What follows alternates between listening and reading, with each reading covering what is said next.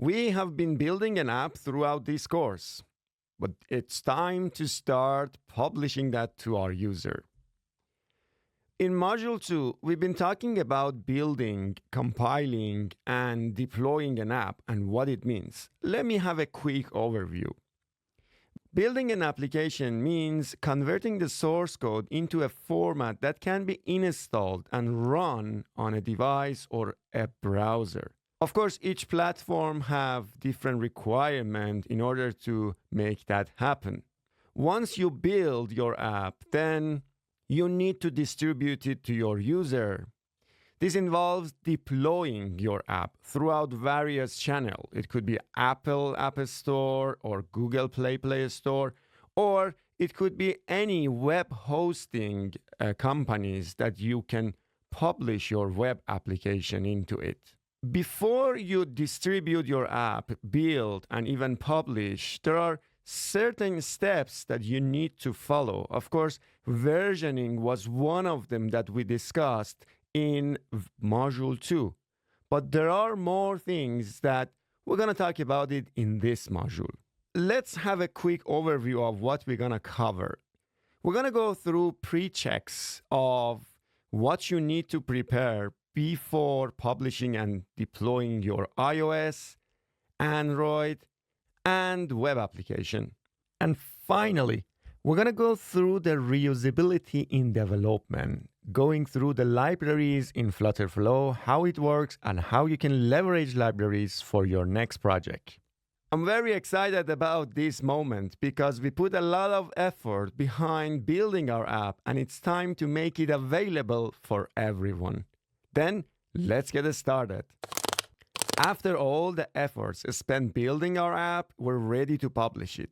But we need to take a few things before getting to publishing and distributing. First, FlutterFlow lets you quickly deploy or publish your iOS, Android, and web apps. For each of these platforms, or maybe all together as well, there are a few things that I would like you to pay attention before publishing. Let's review them one by one. First, let's start with implement optimization and enhancement suggestion for improving performance. You should pay attention to several things, including ensuring images are correctly sized, considering using higher compression for assets. You also can pay attention to this tab on FlutterFlow and pay attention to what is suggested to be improved on both optimization side and UI enhancements. Then ensure UI consistency across screen sizes and resolutions. You can use this handler or even different predefined one in app builders and preview mode in FlutterFlow. We talk about accessibility in Module 4 and its importance. One feature is adding semantic labels to make the app more accessible to users with disabilities by providing meaningful descriptions. One thing that I want to emphasize here is that I encourage you to consider accessibility from the beginning of building your app. And at this stage, before publishing, it should be mostly reviewing them and enhance them where possible. Security above all, I guess. Make sure you're taking security measures seriously. Ensure all handling practices comply with legal standards, including GDPR if applicable. Use HTTPS for all network connections and API calls. Ensure sensitive data is encrypted or it's not pushed to the database. Or, for example, in Module 16, we talked about how to make private API calls if you have sensitive secrets for API calls. After you apply this step, then it's time to test. In Module 18 and even part of Module 7, we have seen many approaches on how you can use both manual and automated testing in FlutterFlow. Leverage those and ensure that you have tested well before publishing and sharing with others. Beside manually testing the app, you'll probably want to get feedback from some test users or team members. This is where run links come in handy. Run links allow users to test your app in a selected device frame without installing it on their devices. They simply open a link and can test your app directly in the browser. Then we get to the compliance with the store's guideline, especially if you are publishing your Android and iOS. Review the submission guidelines for Apple's App Store and Google Play. So these requirements include app metadata, privacy policies, and minimum functionalities. We will see some of them in this module, but some guides are specific to your app. So I encourage you to familiarize yourself with them before publishing. One of those requirements is adhering to store's guidelines for preparing the marketing assets, such as screenshots, app icons, and promotional text. You can easily generate the screenshots right within FlutterFlow. Screenshots are captured all in the recommended device size required for publishing to App Store and Google Play. FlutterFlow makes it easy to do. Just run preview mode in FlutterFlow, enter screenshot mode, and select your pages to ensure you have proper data and text, and finally generate a screenshot for Play Store and Apple Store. Another assets and metadata you must prepare are the icons and splash screens for the app. The splash screen is what users can see when they open the app before app loads. Ensure that you have set up an app launcher icon for your app. You can find these under the settings in App Assets in FlutterFlow. Remember that in FlutterFlow, iOS and Android platforms are enabled by default. However, you can allow web and other platforms if you wish. If you don't see this option or required platform for your needs, always contact FlutterFlow for more information. All right, now let's focus on 3 platforms here: iOS, Android, and web. To prepare your accounts for both Apple Store and Google Play, you need to have developer accounts. Let's start with Apple account. You must ensure you have an Apple account and already have enrolled in the Apple Developer Program. Enrolling to this program may cost you, as well as it takes some time. You also need a developer account on Google Play. Once you have an account, you can access Google Play Console, where you can create an app and upload and publish it to customers and testers. Applying and enrolling to the Google Play Developer and Google Play Console may also cost you a bit. Let's talk about how these 2 stores can recognize your app. That's where the unique ID of your app is required.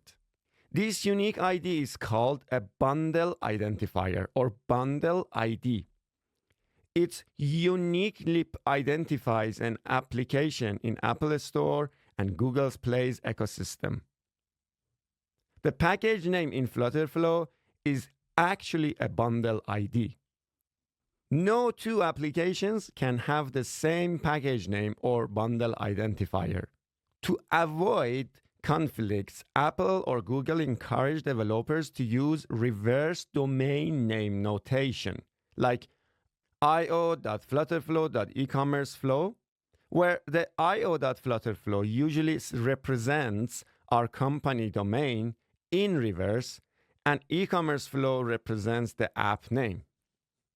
These tips are actually dedicated to Android and iOS, but how about the web?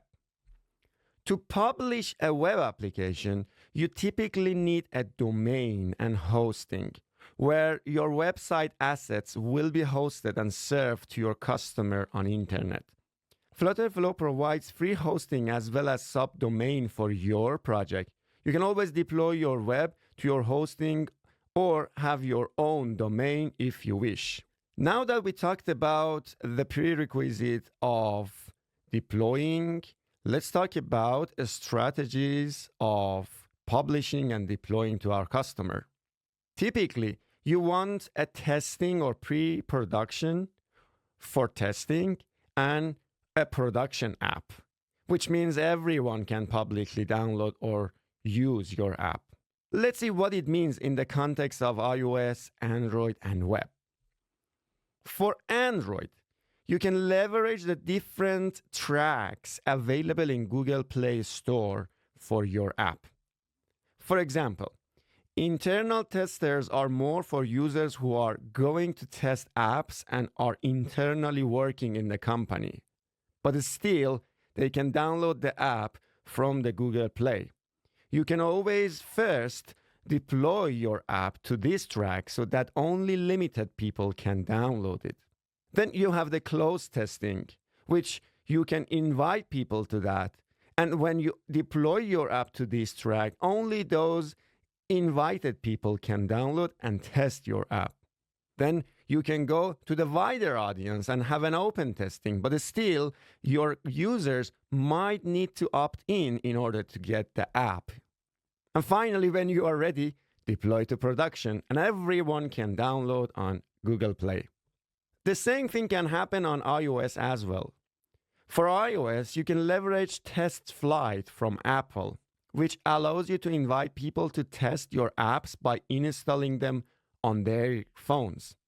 You can create different groups and manage people in Test Flight, whether internally or externally as well.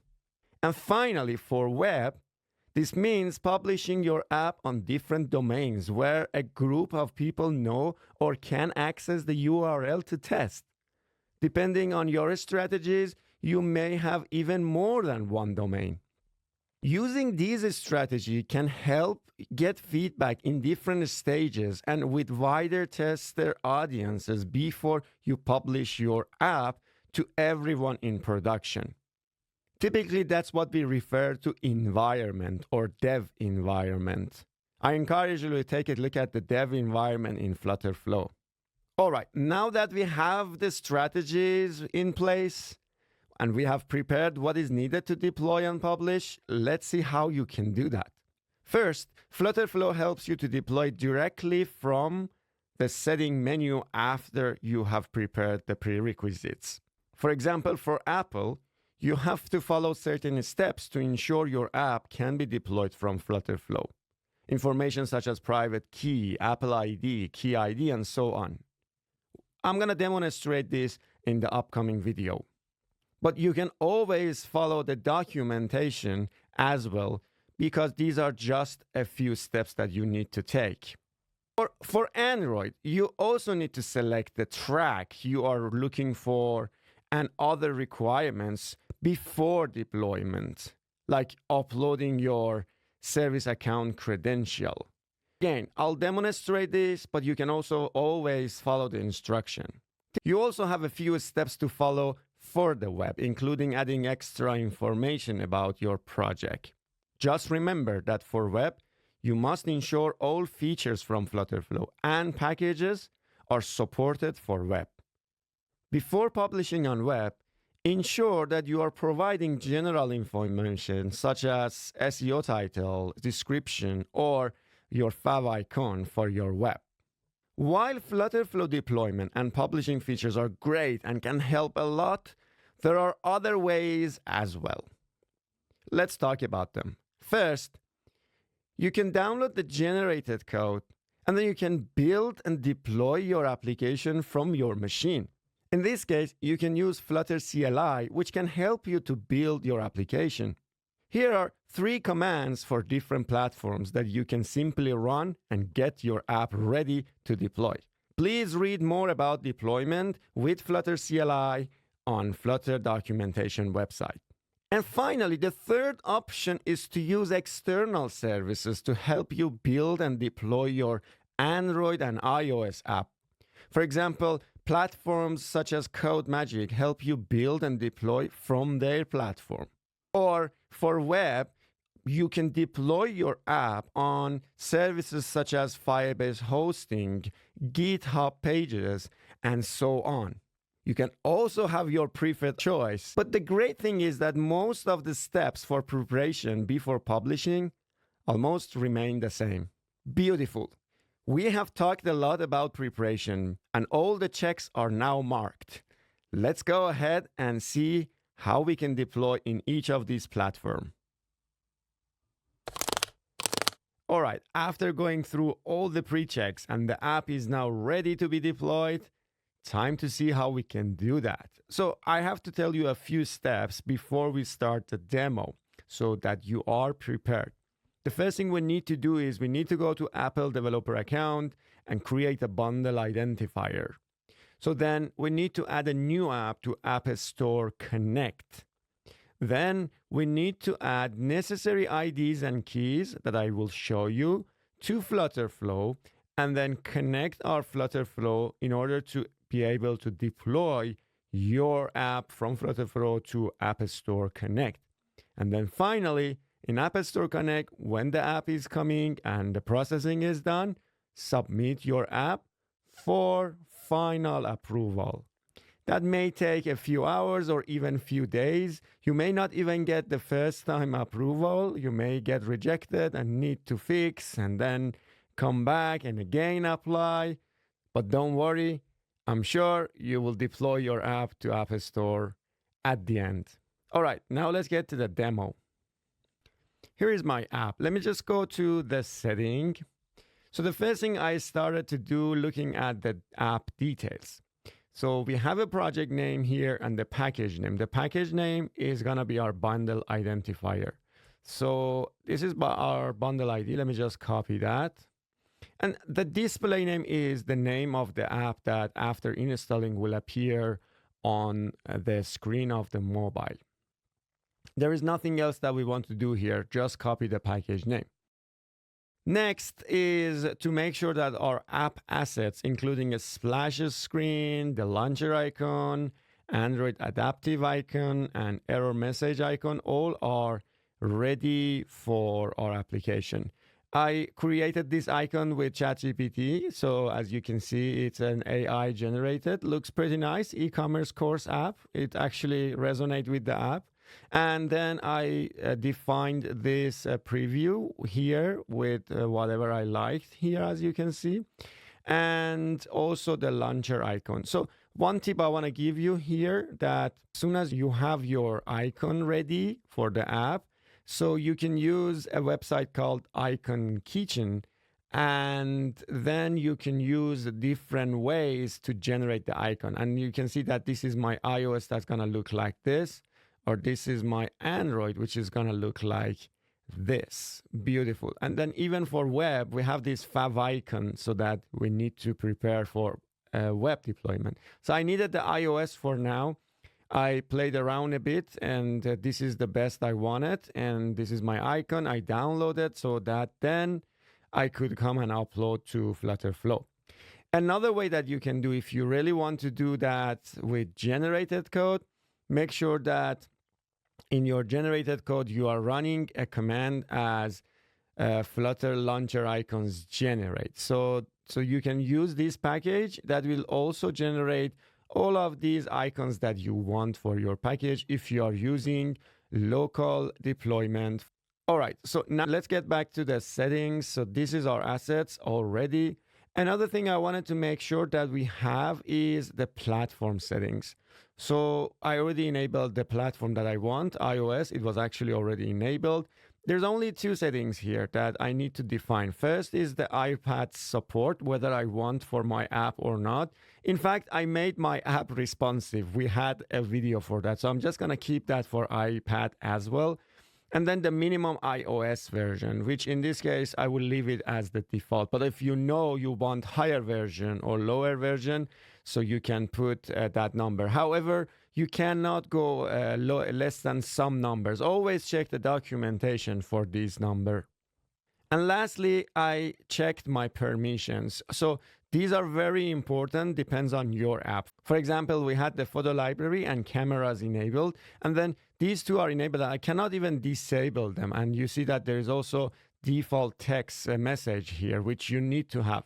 But for example, if you are using notification or you have some kind of app that using the location, you need to make sure that these are also enabled and you are giving them the default, like some message for App Store and also Play Store. All right, that's it for permission. And the last thing is the mobile deployment. So then here's my mobile deployment, and I'm actually right now only pay attention to the App Store. We need to have this information and also this private key uploaded here in order to be able to deploy. We already talked about versioning, so I will keep that as version 1 as we do have here. And then the build number, let's put it 1. The build number definitely should be different every time you deploy, but the version number you can keep the same. For example, you may want to deploy several times with a different build number because you're changing things, but you're not actually changing the number, right?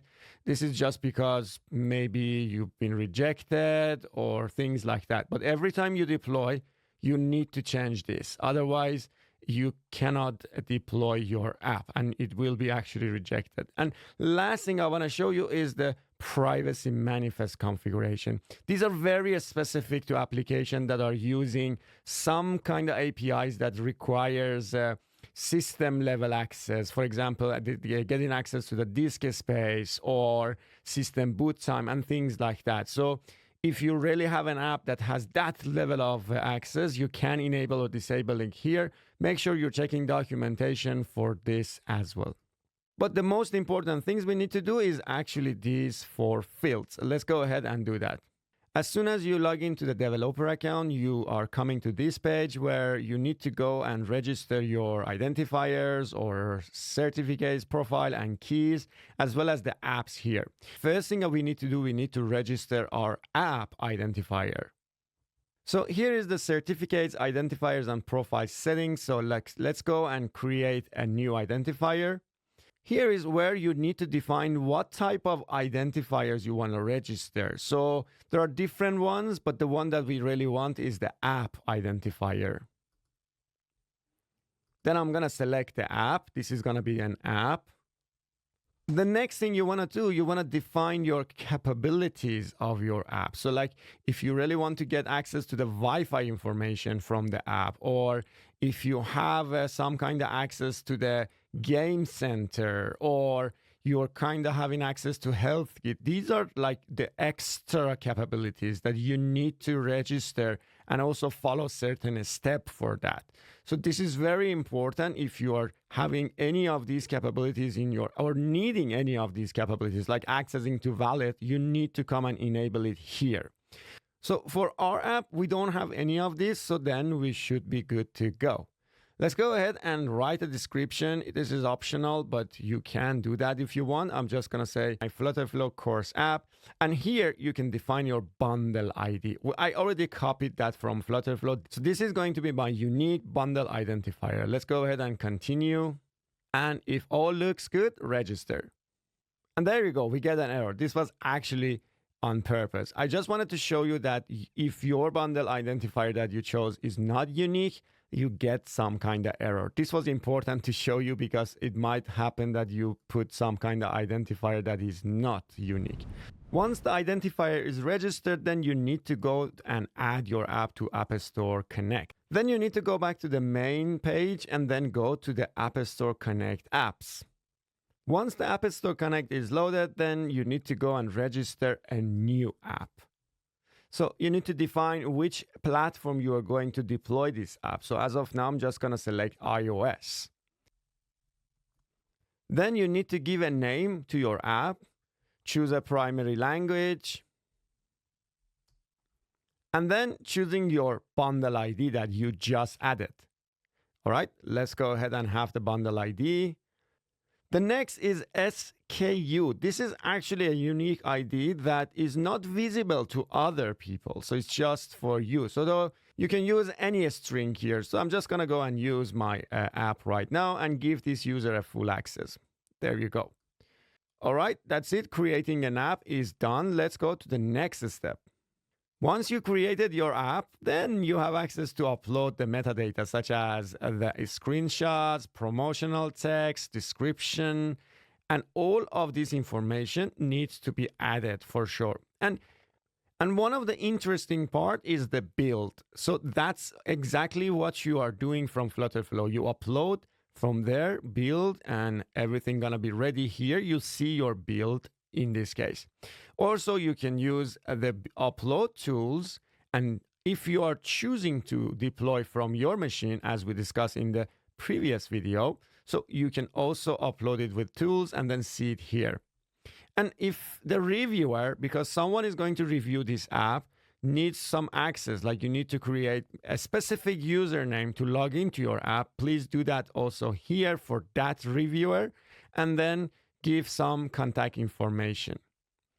And as soon as you have done all of this, you selected when and how you want to release, and you filled also other information related to rating, app privacy, and the pricing, and so on, then you can say add to review and then submit. Now let's go to the next step. We'll come back to this again. All right, so now the next thing we want to do here, as we have seen in the build, we want to upload a build here, like an app that we can select and deploy. So to do that, you need to create some sort of a special access for the FlutterFlow. So for doing that, let's go to the app information. And while you need to go through all of these and make sure you are setting them up, we're already looking for Apple ID here. So I'm just going to go and copy this Apple ID. Then that's the first thing we wanted. So let's go back to FlutterFlow. Here is my first thing, the Apple ID. So let's just copy this ID here. Now we need three more things. So private key, key ID, and issuer. So in order to be able to deploy from here to this ID. So we know now this ID is our app. To create a key, you need to navigate back to your App Store Connect and go to Users and Access. After you coming to the User and Access, go to Integrations and select Team Keys, and here you get your Issuer ID. Let's just copy that. I'm going back to my FlutterFlow and paste it here. We need two more things here, okay? Let's go back. Now I need to create another key here. Let's name it FlutterFlow. And then you need to define what level of access you are giving. For this app, you can give App Manager. That's the level of access that FlutterFlow requires you to do. Let's generate. Beautiful. So now do you have the key ID? Let me just copy this, go back here and paste, and then download this. And now I can upload this key in FlutterFlow. And that's it. So now you can go ahead and deploy. So let's go ahead and deploy. The building and then deploying to App Store may take a few minutes. Once the deployment is done, then you can check the latest status of your build, whether it's preparing, uploading, deploying, or in case if there is any error. Just keep in mind, it may take up to hours to deploy your app to App Store. That's not because of FlutterFlow. Typically building and deploying and queuing and processing in App Store, it is taking time.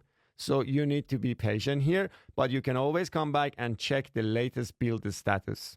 As you can see, now we're started building from preparing. Beautiful. And as you can see right now, this build is finished. Let's go to App Store Connect. All right, when you come back to App Store right now, this time to your app, then you will have distribution, which is the production, and you can also have the test flight. Since we uploaded right now the first version of the app, I just want to quickly show you. You will see the version. You always see the grouping by version, and you also see the build number.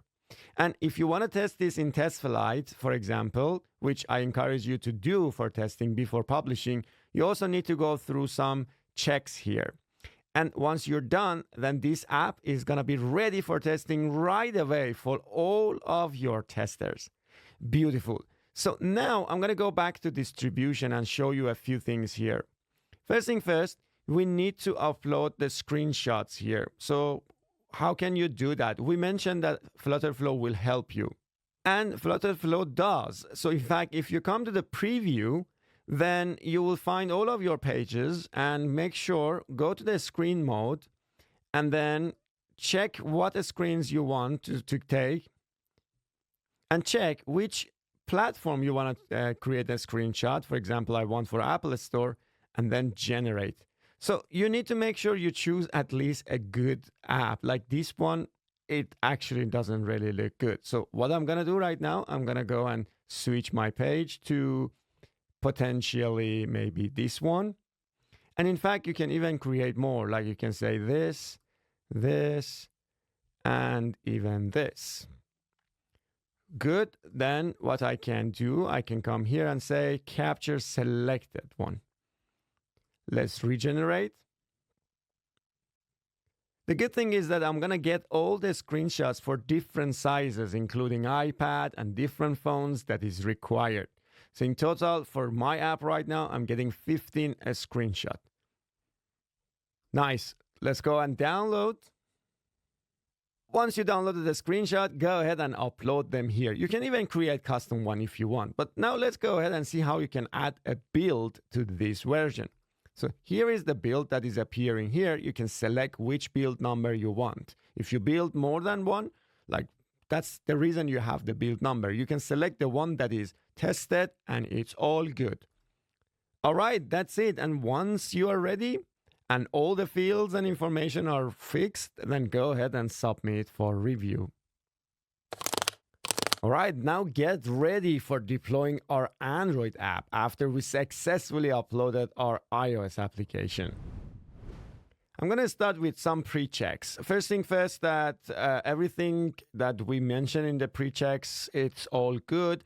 So I'm going to go to the setting, to the app details, and grab my package name here. So I'm just going to copy that. And we give it a name, and everything looks pretty good here.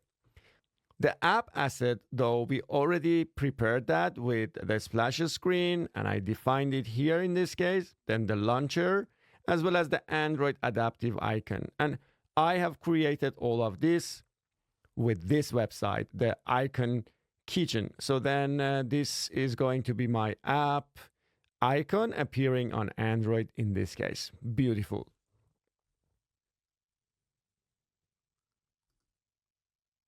I'm going to go to permissions, making sure that all of our permissions is already based on what we have. Like, for example, if you have notification enabled or location, you need to make sure they are enabled.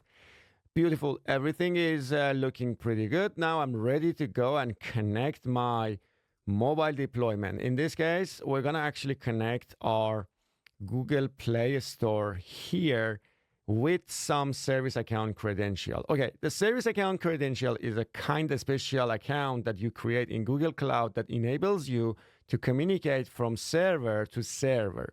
So let's see how you can do that. Before creating a service account, then you need to make sure you create an app. As soon as you log into your Google Play console, then you will see this page, probably no apps already. So you need to go ahead and create a new app here, just like what you've done in App Store Connect. Just give it a name and follow all the details, like including this is an app, or is it paid or not, or free or not, and all the other things that is required. Once you create your app, then you actually land on the app setting. Here is, as you can see, all the menu that is related to your app. So if I go back to all app, I see all of them. But as of now, I am, as you can see here, in my e-commerce flow app. Beautiful. And we talked about production and also testing tracks. These are all the testing tracks that we discussed already. And then these are the production that we talked about it in video 2 of this module. Before you be able to actually deploy, so you need to follow certain steps here. So for example, you need to follow setting up your app. In this case, there are multiple things that you need to take care, including the presence of your application. In fact, the steps that you need to take for release, the step that you need to take for testing, and the steps that you need to do for publishing. For example, if you go to the store presence, stores listing, if you create the default one, then these are all the information that you can create for the store that people can see, like the short description, the icon graphic, feature, and all the screenshots already. And I want to give you a tip if you have not watched the preview video for iOS. FlutterFlow helps you to generate the screenshots. You come to the preview mode and go to screenshot mode, and then go ahead and select all the pages that you think they look pretty good. So I'm just going to select a couple of them, and then come back here and generate what you require. Like, for example, I want to generate for Play Store here. Beautiful. Once you generate it, download, and then you can go back to Play Store and upload them here. All right, sounds good. Now you know that you need to follow a certain steps. There is nothing here specifically that I want to talk about because these are just very standard steps, nothing special. It's very related to your app, some information and some checks that you need to make sure you are following and signing, for example. All right, but next step. Now that we have created this app, then we need to make sure we can deploy to this in Google Play. That's where the Google Cloud again comes in place. Because we used Firebase and we already set up an account, you should be able to see your project here in Google Cloud. But if you have not used Firebase or not supposed to use Firebase, then you need to create one for your app here. Once you are in your project in Google Cloud, then go ahead and search for Google Play Developer API. Once you open that, then go ahead and enable it. Once it's created, then go to the IAM service. In the next step, search for service account user. And then continue. The rest you can leave it as is. Once it's created, here's my example FlutterFlow course, then go to the Manage Keys section. And then try to add a new key. The type JSON is pretty okay. And once it's created, download this key. And as you can see, this is a private key. You need to save these keys somewhere very secure. Once all ready, go back to FlutterFlow and then under the service account credential, upload the file that you downloaded from Google Cloud Service Account. Beautiful. It's uploaded and set. Now go back to the Google Play once more, and on the main menu, then go to the users and permissions. You need to now invite a new user here. But who is this user? This is exactly the user that you created in Google Cloud. Have you forgotten already? It's okay. You can go back to the Google Cloud, find the service account that you created, and copy the email. Once you copy it, go back here and paste it. Make sure whether you want to set an access expiry or not.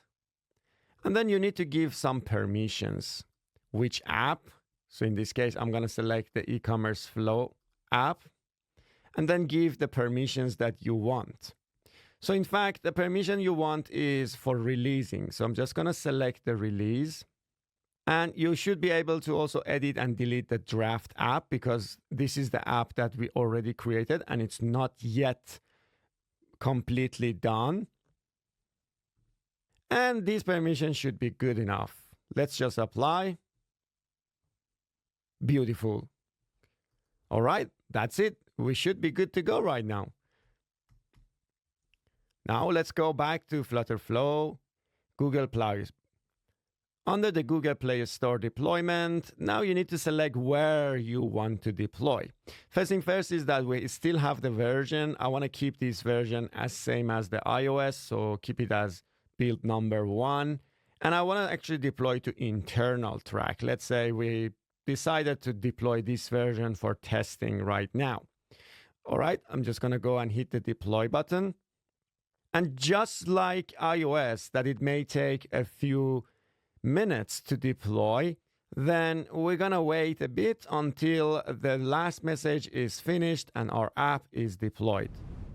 All right, for the first time, very first time, you're using the deploy to Play Store, you will find this error. Let me just show you. And it says, this app is not found.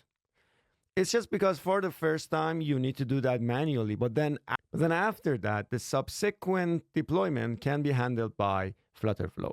You need to download AAB in this case, already built, download it, save it. Then go back to your app on Google Play Store that you just created or drafted and go to the internal testing. That's enough, just internal testing. Create a new release and make sure you choose sign-in key. This is just for the very first time. Use Google generated key. Once that is set up, then you will have this option for uploading to be enabled. Great. Now let's go and upload what you have downloaded, the AAB file. Beautiful. Now you have your app here ready. Now go ahead and have a release name. Let's call it first release. And that's it. Let's go and next and save and publish. All right, beautiful. Now let's go back to the FlutterFlow dashboard. And this time, if I hit the deploy button, then that will happen. So, but I want to give you one tip here. And the tip is about the build number. Keep tracking of the build number can be a little bit hard unless you really have a good reason to keep that. And every time you are successfully building, then just go and bump this version. You keep this here. Otherwise, if you actually remove this and make it empty, FlutterFlow will automatically increment this by 1. Like if you started by 1 right now, next time it will be 2, 3, and so on. Let me just go and quickly deploy. And let's wait until the deployment is done.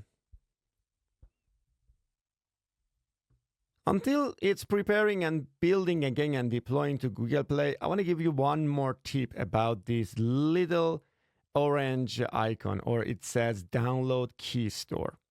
FlutterFlow also generates these for uploading and releasing your app. This is upload key. If you wish to now go ahead and right now download the generated code and maybe build it on your machine and upload again, you would need this key in order to be able to upload your application. Just keep in mind that you have this key already here.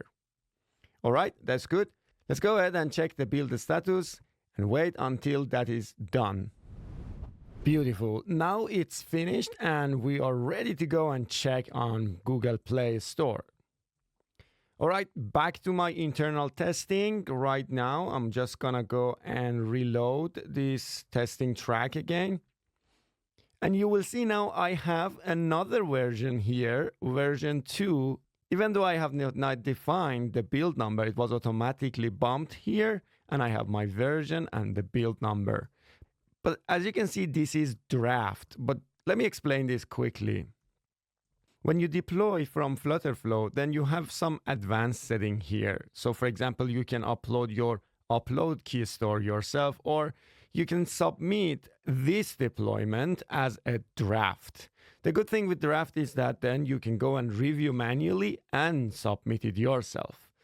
If you see any error that it says you need to have this enabled, then you can enable and just deploy it. Beautiful. So one last thing is that before you've been able to go and deploy to production, you need to make sure you're following all the steps and all necessary checks here and also create a presence. And one last thing is that when you are done with the testing in different tracks, you can always go and promote this version that you've tested to other tracks. For example, right now, I just promote it to production. Beautiful. And that was it for deploying Android app. Let's move on to the next video and talk about web. All right, so then after the mobile deployment, now it's time to talk about web. So go back to my project and we already went through the pre-checks for web and everything looks pretty good. So I'm gonna go and deploy that right now or publish it for my customers or users. In the app setting, you're going to have the platform where you can enable the web. And if you don't see this, please contact FlutterFlow. After enabling the web, you will find advanced setting for web, which in fact, as of now, we have 2 options, which is Original engine initialization, experimental, helps you to load your app a bit faster, but is experimental, and the beta version for Canvas Kit. In fact, Flutter Web builds with different engines, and one of them is the Canvas Kit web renderers. If you want to read more about this, go ahead to this link and read and see what's the difference. But for now, it doesn't really change the way that we are deploying in this case. Then you go to the web deployment and make sure that you are filling the general information based on your requirement. For example, here, I'm going to change the subdomain to my e-commerce course app. Beautiful. So then the other information as well, such as title, description, page title, your fav icon, which I used Icon Kitchen in this case to generate the web icons as well as Android and iOS. So the fav icon is actually appearing here. So looks good. Let's go back. And some images for social sharing. If someone is sharing this website to like LinkedIn or on X, so then this picture is going to appear. There's also some extra configuration here, including whether you want the search engine like index your website. This is going to be useful where you want to let people to find your website, or if the other way around, if you don't want people to find your website. And also other ones that we already spoke about, like the Canvas Kit and original engine initialization. There's also another option here, PWA, or progressive web app. Essentially, this is going to help your app to cache and work also offline. And the first load, after the first load especially, the app is going to load much faster because there is a lot of data that is coming from the cache of the user. So whether you want or not depends on you. Please read the documentation for the details, then enable that. All right. So then you go to the custom headers. These are HTML headers, actually. So where you write your custom header, in this case, I added a meta tag where I said this is me creating this page.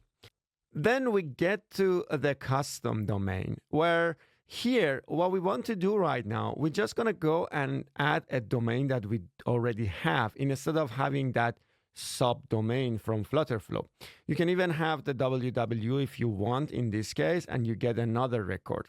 What is important that you copy these records. This is a type of A and this is a type of C name. Let me just turn this off for now, and A is enough for me. And then you go to your domain manager. So domain registrar that you are managing your domain and your DNS. And if you don't know where it is, you may need to ask your developers or where you have actually purchased this domain.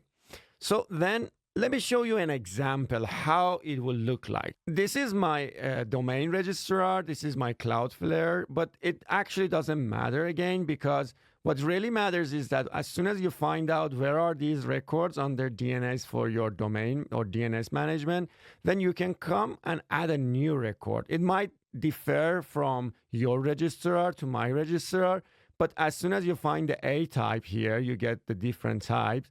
What you need to do, you just need to pass the name. Well, in this case, going to be the root. In my registrar, @ here, meaning the root. And then paste the IP that you just copied from FlutterFlow. And then that's it. Go ahead and add it to your project. Beautiful. So now I have added the record that was needed. Let me go back to FlutterFlow. I'm going to go and connect it right away. And you may get this error that the DNS is not found.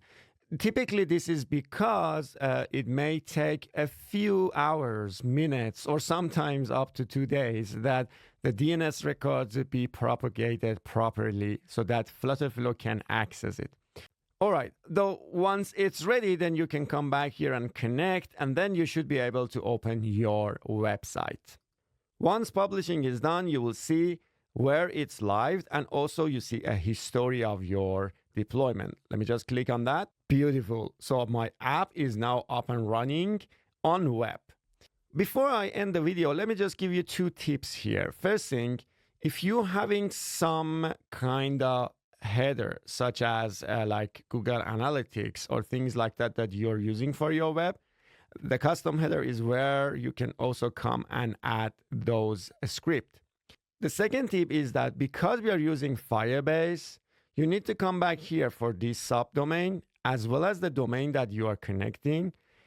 Going to the Firebase and then open the authentication service, open the setting, and make sure under the authorized domain, you're adding the subdomain that you just copied plus the domain that you are connecting. So that's it. Since we already added the subdomain now to the Firebase authorized domain, so I can go ahead here and see if I can log in. And beautiful. Now we are logged in with Firebase even on web.